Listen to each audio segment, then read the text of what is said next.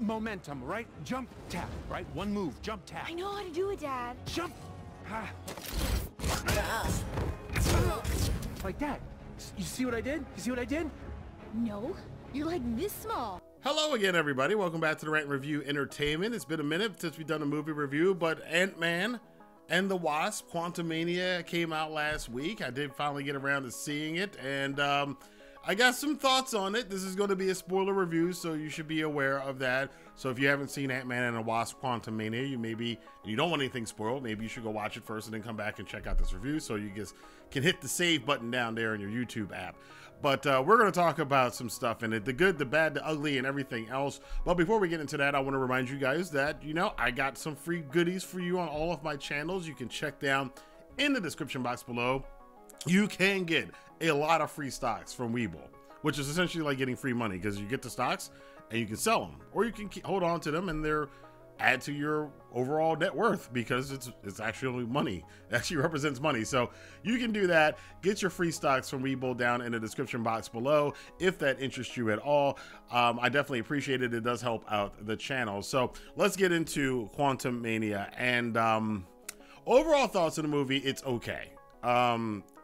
It's okay because it kind of is balanced out. There's the parts of it that are really, really good, and then there's parts of it that are really, really bad. So we're going to talk about the good stuff. The good stuff, and I'm going to probably echo what you're probably going to hear from a lot of other people. Jonathan Majors as Kang the Conqueror in this movie is really, really good. The parts when he's on screen, and this is the first time since really Thanos that a Marvel villain has appeared, and there's this palpable sense of dread with the character, especially in a scene, again, this is a spoiler review, in a scene where they have captured Scott and Cassie. I've called the other Avengers. You're an Avenger. Have I killed you before? What? They all blur together after a while. And they're in prison, and imprisoned by Kang, and Kang is basically making a proposition to Scott to help him, of course, get out of the quantum realm. He needs Scott. So that's also a good thing about the film too. They brought the heist aspect of the prior movies into this one, that Scott does in fact have to do another heist in this film of a much different variety, but it's still him being a thief and getting into that. But that scene in particular, Kang is very, very intimidating, and the way Jonathan Majors plays this is just captivating. The way he delivers his lines is very captivating. The way he enunciates, the way his tone, the way just his whole presence is just intimidating in this film. I loved him in almost every scene that he was in. I think Michelle Pfeiffer did very well in this movie. Her being kind of the catalyst for the backstory and kind of letting us in on what was going on while she was in the quantum realm all those years. Well, apparently she was helping Kang to try to get out of there until she realized who he really was. That's going into the bad bin.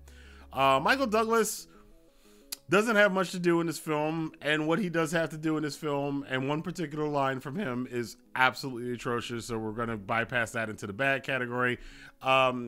Eventually, Lily as the Wasp, even though this movie's called Ant-Man and the Wasp, she doesn't, it's built like that for obvious reasons, but she really is not a central character in this. She doesn't have much of a role in the plot of this movie. She's kind of there to kind of help Scott out several times in the film.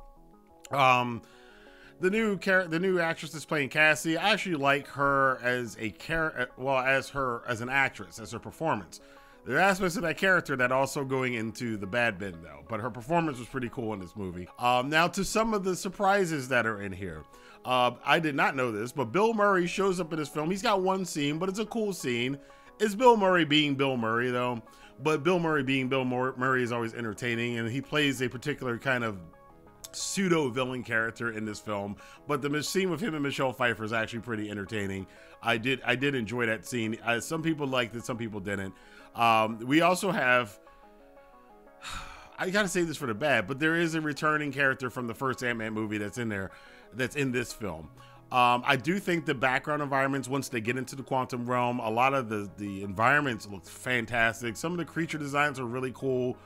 And some of that CGI was kind of cool. And I do like the overall kind of thrill ride that this movie is. It is a thrill ride if you turn off your brain.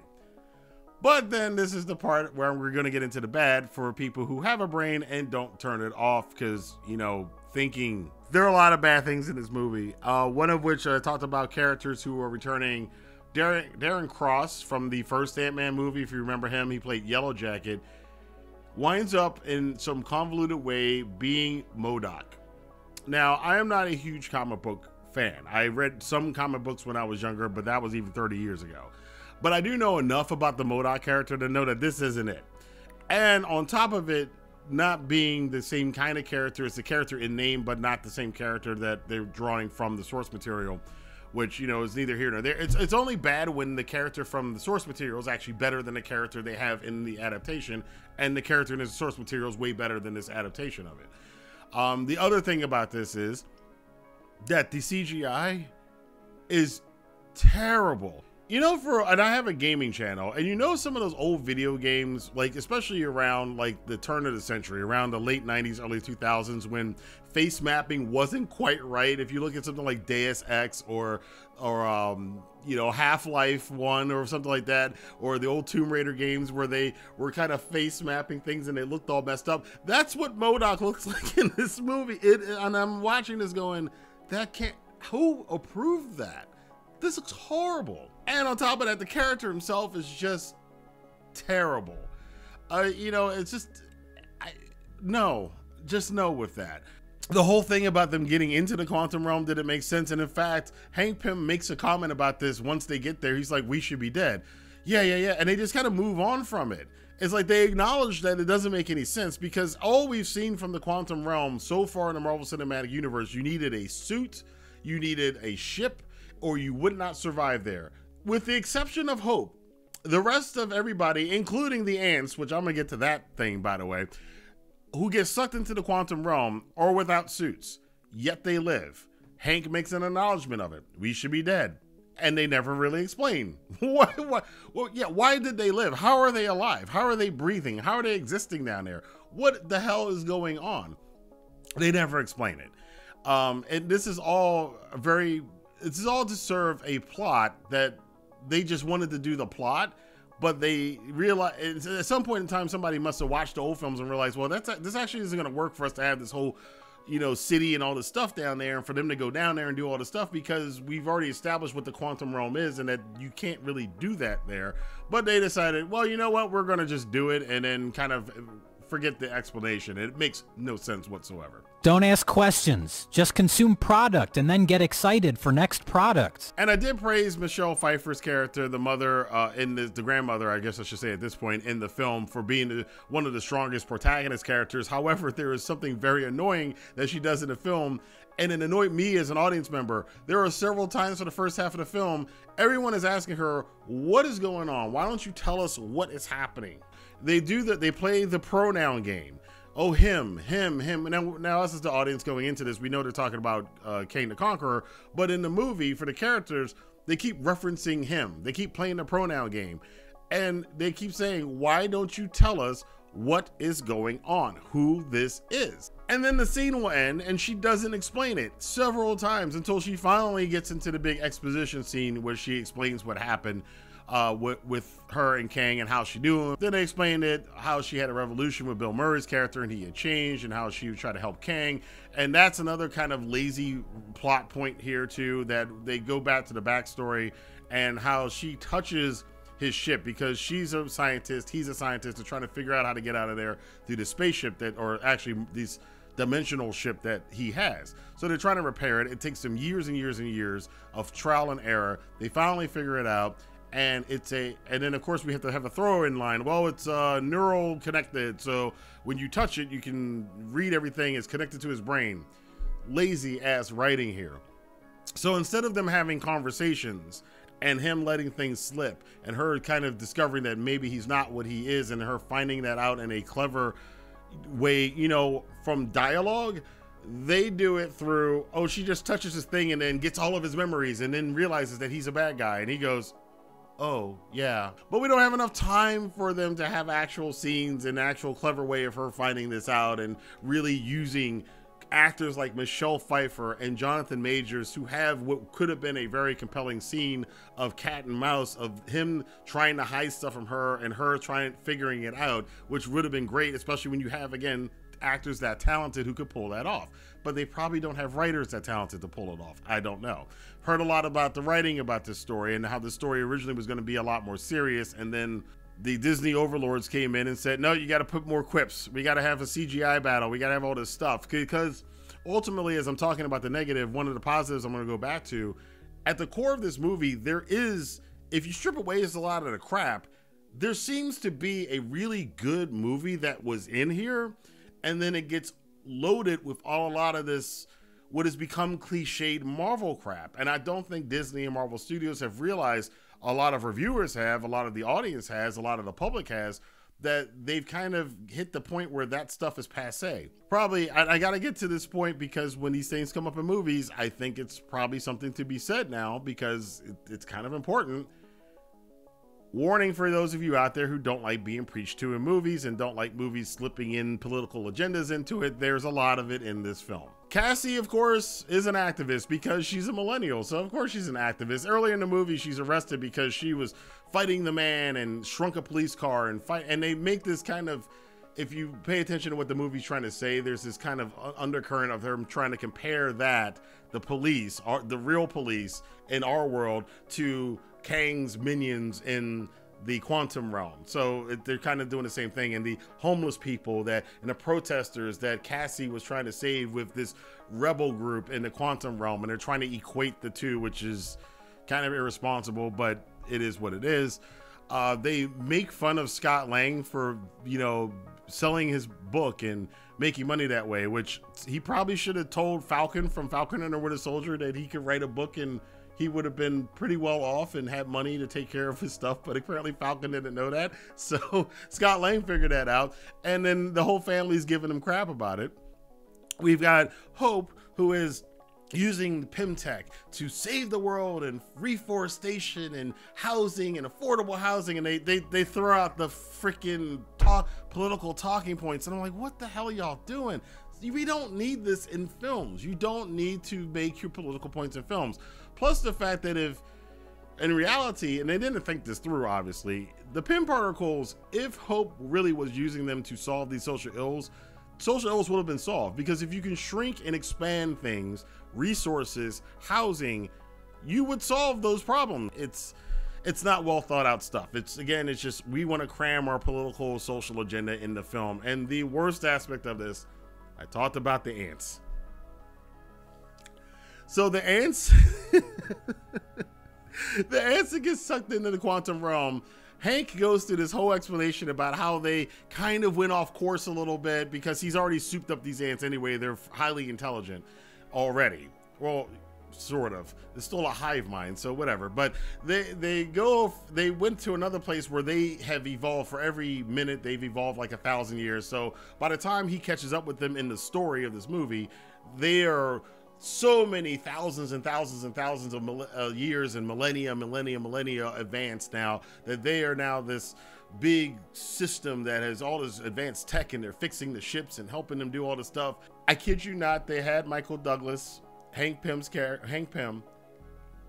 in the middle of this explanation, actually cheerlead for socialism. I mean, it's not even hidden. He flat out says, I know that socialism is a loaded word or something like that, but we could learn something from these ants. And it gets cut off, but it's like somebody probably wrote this and said, we don't want to do that. People are not responding well to us cramming all of this social political stuff and our political views in, because it feels like preaching, because that's what it is. It's propaganda. People don't like being propagandized to. They just want to enjoy a fun comic book film, and you guys keep putting this in there. And then somebody else said, well, we have to. So this felt like the compromise. Well, we're going to put it in there, but we're going to cut it off real quickly. And it's like, oh my God. And then even worse than that, there are several things wrong with this because, well, first off, I find it funny because Michael Douglas also played Gordon Gekko, as you might remember from his role in Wall Street that he's famous for in the line, "Greed is good." So now Michael Douglas on the screen has now represented the extreme ridiculousness of quote-unquote capitalism and extreme ridiculousness of quote-unquote socialism, because neither one that he's talking about is actually capitalism and socialism. That's another topic for a much more in-depth channel on dealing with those topics. But it's just funny that they got Michael Douglas, the guy that said greed is good, now talking about socialism in this movie. That was kind of funny to me. It's even funnier because they're talking about it in a movie. This movie is made by Disney. There is not a of all corporations who are based off of profit, who are making this movie for profit, where there's product placement in this film. These people are making millions and millions of dollars off of this capitalistic venture to make this film, or putting all of this socialist stuff in it. There's just something very disconnected about this whole thing. It's just why it makes me laugh. The other big irony of this too is that in the final act, the socialist ants come in as the cavalry to save the day, and there's Hank Pym standing, and I couldn't get it out of my mind because I actually study history, but it looked like he's standing there like Stalin watching his Red Army. Oh boy, like, I think the people that write this stuff don't really know the shit that they're really talking about. You're expounding upon the virtues of this thing, but you're controlling a hive mind, no individual thought, and thinking that this is, yeah, of course this is great for Hank Pym because I control these ants. Now I have this army that I am controlling and sending to do my bidding. So let's talk about the positives to close this out. Jonathan Majors' King was great. The bonus scenes I actually really liked. So there's one bonus scene that you see the Council of Kangs. It's an entire arena full of all the Kang variants, and we have the three major Kangs that I'll probably have to go put this on the screen that are representative of actual Kang characters from the comic book. The main one of the three, which I'm assuming is going to be the ultimate big bad of this whole thing, the oldest one that's a terrifying looking character. It sounded terrifying. That Kang scared the living crap out of me. And I'm hoping that that's going to be the ultimate big bad in this whole thing when we get to Kang Dynasty. But I like that scene because if the Kang we saw in the Loki season 1 and the Kang we're seeing in this movie, the Quantumania movie, and as intimidating as Jonathan Majors was in this one, I'm kind of in disagreement with some other people who said that they don't want to see multiple versions of Kang. I'm like, I think that's actually kind of an interesting thing that we're getting a villain who's got multiple different versions of himself that are going to be in these movies, and each version is increasingly more sinister because the Kang in this movie is far more lethal than the Kang we saw in Loki. And the Kang in Loki was kind of jokey, but he kind of portended that, you know, there's a lot going on. And even Scott at the end of the movie, and I kind of like this, he was like, but wait a minute, didn't Kang, we beat that Kang guy, we'll never have to deal with him again, but didn't he say if he doesn't get out then something far worse is coming? Never mind. Did I just kill everybody? And there was that moment of darkness there. And of course it's Marvel, so then they have to throw a joke in to get over that. But I remember why that was a cool scene at the end when Scott's kind of thinking, maybe we did the wrong thing and maybe I just killed everybody. I don't know. Ultimately, and you can tell from my review here, there's like parts I really liked, and there's parts that I thought were absolutely terrible. So that's why I have to say it all balances out, and your mileage is going to vary on this depending on your temperament. You're either going to like this movie or you're not going to like this movie. There are things about this movie that maybe you'll overlook that are bad that you're like, okay, that's okay, but I'm enjoying the rest of it. Or those things are going to take you out of the good things and overshadow the good things in the film. So it's a very uneven film on that level. I do think a lot of people are going to have different takes on this one. As far as this being the start of Phase 5, it's okay. I think the main thing is the Kang stuff. The Kang stuff is good, but I think Marvel at this point, and I'm going to give them credit because there was stories out there that Disney, they kind of have been reshuffling things with the Marvel Cinematic Universe, and that they've heard the criticisms and they're trying to fix it. I think this movie was written and produced before all that happened, so I'm not going to hold the rest of what we're going to see in Phase 5 to this. Now, once we get past Guardians of the Galaxy coming up in May, whatever's coming out in the fall and from here on out, I'm going to be judging the MCU on that as far as Phase 5 is concerned, because this still had the remnants of the terrible Phase 4 that had its ups and downs, but overall, I just don't have a good feeling about it, and that seems to be the sentiment of most people who are into this stuff. So I'm going to give Ant-Man and the Wasp a mild recommendation. Again, your mileage is going to vary on it, but I do think it's worth a watch if you're really into Marvel. But if you're not really into Marvel, you can skip this thing and probably just see some clips of, especially the post-credit scene stuff. The second post-credit scene, by the way, is with basically a teaser for Loki season 2. We have Loki and Morbius, played by Owen Wilson, and they're in this crowd, and it looks like they're in like the 1930s, 1940s, and there's a variant of Kang in that time frame on stage doing kind of like a Stark Expo kind of thing, and he's giving his speech or whatever. And so they're in disguise, Mobius and Loki are in disguise, and Owen Wilson, of course, doing his best Owen Wilson, was like, that's the guy? He doesn't look so bad. You made me think he was like a terrible guy. I love Owen.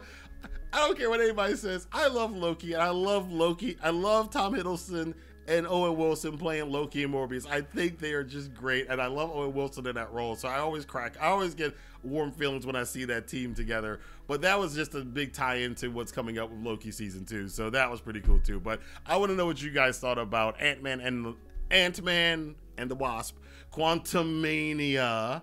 Let your voice be heard in the comment box below. Until next time, I'll see you guys here for more reviews on the Rant and Review Entertainment. Have a good day.